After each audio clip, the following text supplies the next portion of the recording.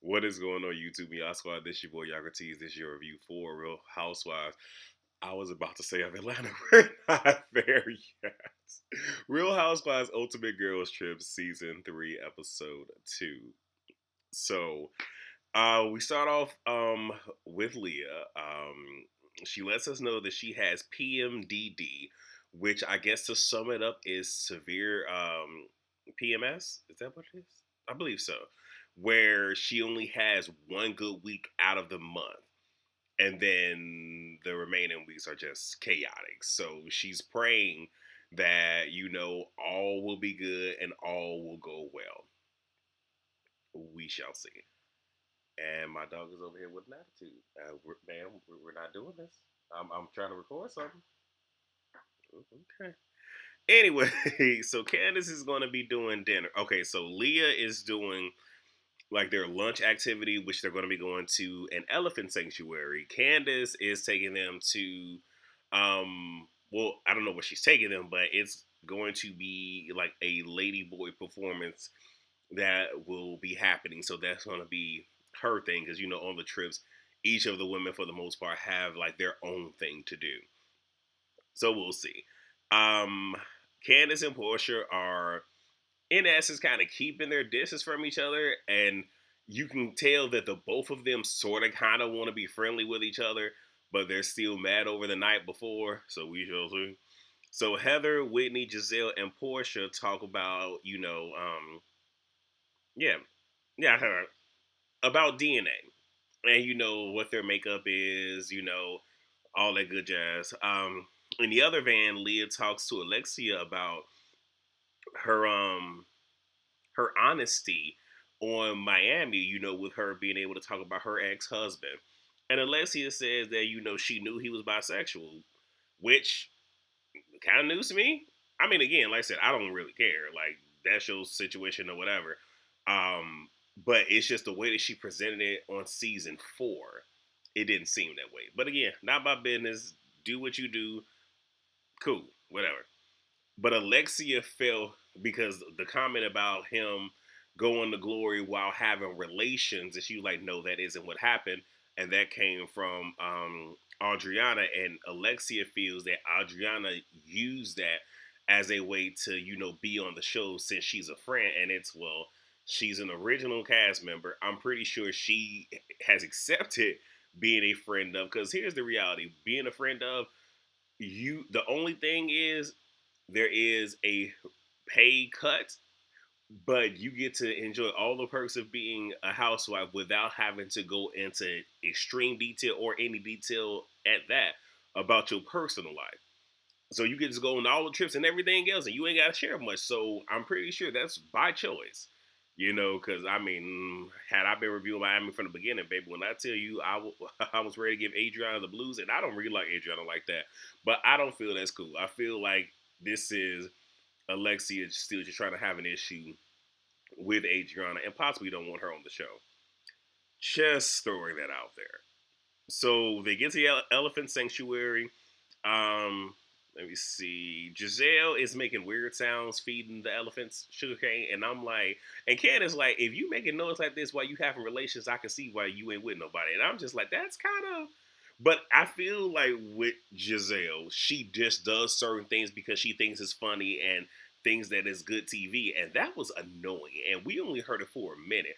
I'm pretty sure those women were probably pissed. Like, why are you making this noise, lady? Anyway, um, yeah, mud water. Portia decides to throw some mud at Giselle, and it hits her on one of her cheeks, and then does the whole "who hit her?" Who? And in essence, it was who did that? And as I was thinking it, they went and showed the clip of Portia playing down with the "who said that?" That type of thing. Now it was funny, especially with the image of it looking like Giselle might have relieved herself to a certain extent. It was just funny. And then the girls are having like a little mud fight or whatever. So they're at lunch. The girls begin talking about sex. Leah feels happy because it's like on New York, every time she would bring up anything sexual, the women, primarily Ramona, would shut it down and all this other stuff because that's not what they're accustomed to and what they want to do. But again, that's a different age group and mentality. So she's cool, like she's embracing that. So then the question is, what is the best and worst thing about being a housewife? Um Candace's worst thing she said was social media because she gets attacked.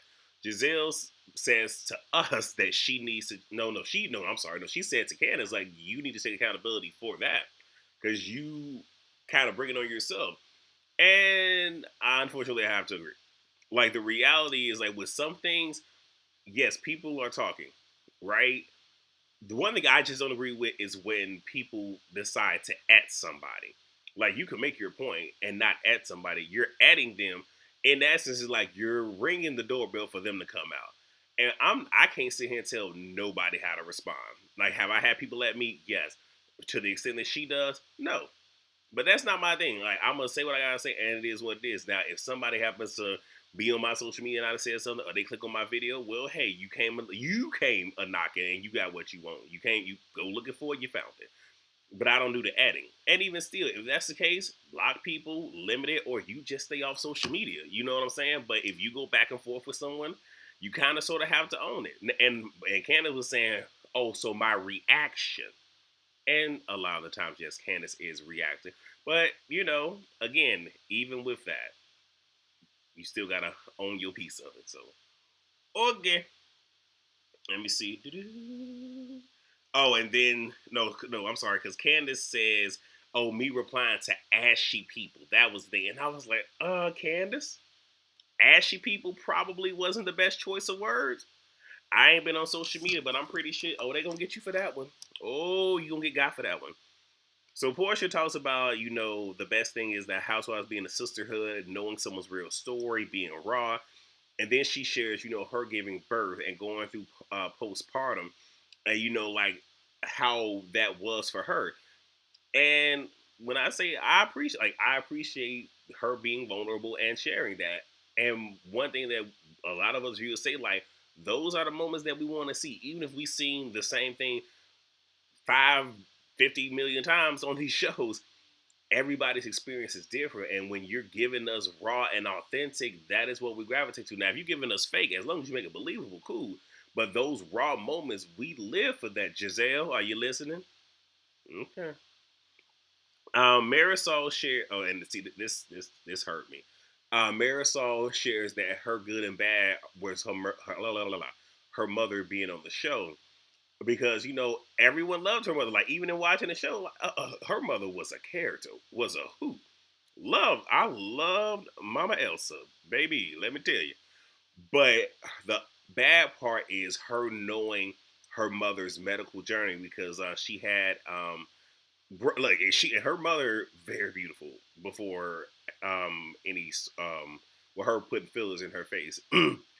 But I believe she said she had a weak heart, so she couldn't, have anesthesia and whatnot. I guess for like regular any type of facial surgery, so she just had fillers, and this is before the fillers of today. So a lot of the surgeries or a lot of the cosmetic stuff people were doing, I mean, hell, 15 years ago, 20 years ago is vastly different than now. So yeah, that took a toll, and her mother's face was, distorted, and she felt ashamed, because she didn't want to put her mother out there. She wanted to protect her mom and whatnot.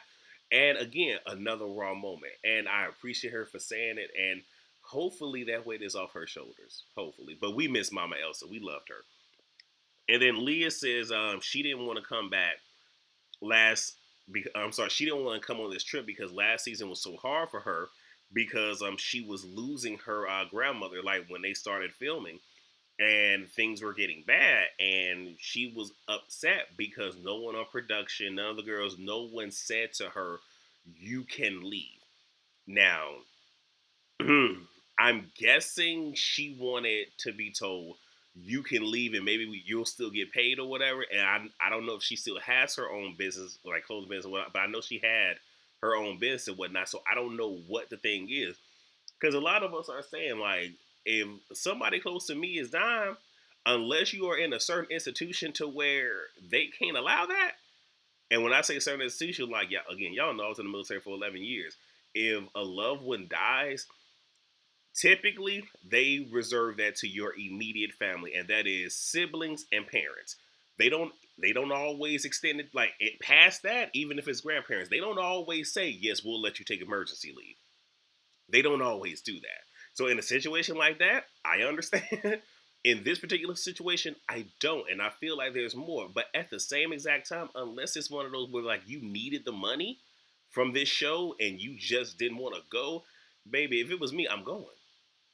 And because again, those last moments you can't get back, and that stuff weighs on you. Okay, when somebody is dying and you don't make it. All right. And I'm gonna keep going because if not, I'm about to sit here and tell some stuff about me, and then I'm start crying. I'm not trying to do that. So anyway, and then she also says that the fandom shamed her for for her not going to see her grandmother, but she got off her chest. Cool. Candace begins to tear up, and because it's a lot of raw emotion coming out, but she didn't want to speak on it because she said it wasn't hers to tell, but I think she didn't want to speak on it in front of Giselle because she gets in the van with Leah, Heather, and Alexia, and pretty much just shares like she's going through a whole lot when it comes to her marriage, her family, and like on one hand, Chris was working. I'm not going to talk about whether he owned anything or not because that ain't my business, but he was working. Then the pandemic happened. He was no longer working. Identity crisis, and now he has a job to where his hours and days are inconsistent, and there's no day where the two of them are just literally able to see each other and be in each other's company. So that's an issue, and they just recently had a blow up right before she left, and the D word, divorce, was thrown out there. So she brings this up, and but she even says to them like, "Hey, don't tell the other ladies." In the other van, they're talking about motherhood, and Marisol shares with us that I believe she said in her 30s, she received news that how did I write it in here? Hold on. That there's a birthing defect in her private parts, which rendered her unable to have children. And she says even though it made her sad, she chooses to live in the moment because if not, you know, you'll just get lost in thinking about the what could have been. Heather and Whitney talk about breaking up with each other versus taking a break. Heather believes Whitney's shift was in her and how she was moving was we did find out at the season 2 reunion that because of a certain scene, and I don't know why they even showed us that scene because it was disgusting, but a certain kind of sexual scene that she had with her husband, the company that he was in didn't like it and they let him go. And we knew that was going to hit home because he was the primary breadwinner, and this Bravo check was her play money, and they emptied out their savings to fund a rebranding of her skincare line. So now it's you have to make this thing work, because if not, you're gonna be up the creek without a paddle. So she feels that, and I agree. I do feel like that was part of it. I'm gonna keep it a buck with you. I watched a couple episodes of this past season. And I stopped, so I don't know all of what happened. Okay, all right. And then Whitney said she's able to you pretty much like make things work to save SLC, meaning whatever we gotta do to keep this show running because she need this show. Quite as kept a lot of them need the show, so not really good look for you, Whitney, but okay. And they agreed to, not go back but move forward. But again, they're sweeping stuff under the rug because they're not dealing with nothing. But I don't care. I put here because this was so funny. Like, I don't like Portia, but I can appreciate when she gives me a good moment. I can because she wanted some KFC, right? And she was telling Pepsi. Actually, before then, she was telling him what she wanted for breakfast. It was an omelet, and she was telling him all of what she wanted in the omelet. And she was like jalapeno pepper. He was like jalapeno Pepsi. She was like, no. I'm like, come on, Pepsi. So then she wanted KFC, and she was making a thing. And look, Pepsi was like, "I'm gonna get you this KFC." He came back with that KFC, and she was in heaven, eating in the bedroom and everything else. I'm like, you know what? I ain't mad at you. You wanted it, you got it. I'm like, all right. But I know Look, Pepsi tried. I ain't even mad at you, Pepsi. Go ahead, bro. So now it's the performance dinner, but we don't get the performance this episode. Pretty sure that's next episode. Still haven't watched it again. I'm trying to do these, as we go. Marisol is upset the girls don't want to drink. I guess she doesn't want to be looked at a certain way. Whatever. Candace wants everyone to have a ladyboy name, so she begins to go through. So she calls herself Patty LaBelle, which is cool. Look, I've done the Patties. I done said my name was Patty LaBelle, Patty Mayonnaise, Patty Roosevelt. I done done them all. So when she said that, I was like, all right, that's cute. Giselle's whole thing is, but you're not a petty person. I'm like, oh gosh. And this is Giselle just trying to take the moment from her. Just like, just let her have her moment. Dang nabbit. So then she says that Giselle is she need a man. I'm like, and that's because of what Karen was saying, Shanita man. I'm like, all right. And then she says in her confessional, I could have called her Rude Paul, Anita Stylist, Dummy Moore. Now, Anita Stylist, has she now that yeah, I would have went up for that, but I think Candace is trying not to go too far with certain people because if you do, then it comes off like okay, you're trying to create a moment for the show, and this is something that was supposed to be cute, even though she did get a little petty with one person, but look, come to expect it. Okay, Alexia is Havana White. Marisol is Crystal Ball. Kind of the connection with her mother and how her mother was able to see the future and see certain things. Um, Heather and Whitney are Snow right and Snow wrong. Leah, because she just converted to Judaism, her name is Judaism. Cute. I mean, I was like, yeah. But again, you can kind of see with some of these, she's not trying to piss off or upset certain people. And then Portia, she said her name is Shateka Man. I'm like, golly, Candace says she will take a and we know what that is. I'm like, damn it, Candace. But okay, hey, look, all's fair in love and war, right? Okay. So Leah talks about dating woes and how she doesn't like investing, in getting to know someone and then they have a Vienna sausage. And then she says that she feels that on dating apps, men should have to put their Vienna sausage size on there. Wow. Okay. Don't really know how to feel about that, but all right. So Candace asked the group if the show negatively impacts their relationships. Pretty much all of them agree like it's going to affect it in some way, shape, form, or fashion. Portia wants Candace to tell her about her story because she feeling the way, and Candace says, "Okay, well the story was you met the ex-wife on camera, became friends, and 2 minutes later, you and the ex-husband are dating, and the street says you stole her man." So Portia says that she was told they were bringing in a new wife. And for y'all that don't know, especially with Atlanta, because Atlanta has really had a revolving door of housewives, but they've been on for I think what 13, 14 seasons, something like that. So many of them don't know these people that they're bringing on. Like when Nene brought on Eva, we know that she didn't know Eva. And then when her and Eva got into it, I think it was the very next season she was on that reunion, the pandemic reunion. But yeah, some of them don't know. Like they'll meet them for a short time and try to get to know them. Like with Drew and Sonia. Is this what's her name? Is it Sonia? Man, Atlanta. Oh Lord, I didn't put that all the way in the deepest parts of my. Yeah, Sonia. What? It don't matter. Her. Dang, that the Olympian. They didn't know each other, but they had a small time to get to know each other. So this is what. So this is the whole thing. It was new wife met on camera, even though because to us it's this is my friend. Yet they're not really friends, but they have to find a way to introduce them to the show. Okay, enough backstory. But she says that, and then she says she's when the husband was introduced, it was one of those like she looked at him like I know like do I know him? I know him from somewhere, but that's not the energy that it gave. And then she realized that she did know him. Things didn't work out between the two of them. Then she sent him a DM saying, "I'm praying for you." And then he pretty much was saying, "When I come back to Atlanta, I want us to hang out," because he wanted things to go a certain way. She said, "I can only do this if you send me the divorce papers showing that it's been signed and everything." Now, from what she said, because we didn't see no receipts, we didn't see the email, but he sent it to her signed. but it wasn't, certified. Like it was still sitting on somebody's desk. And then they started dating. Did I miss anything from that?